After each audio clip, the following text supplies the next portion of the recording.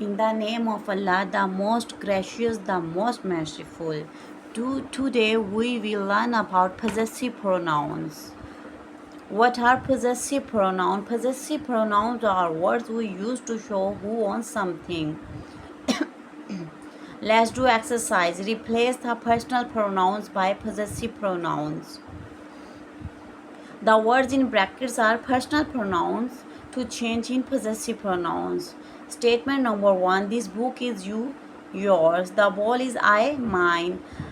The blue car is ours. The ring is hers. The luggage is his. We met Paul and Jan last night. This house is theirs.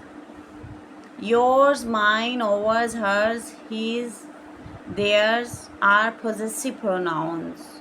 Not apostrophes are not used in possessive pronouns. They never come before the noun. Thank you for watching.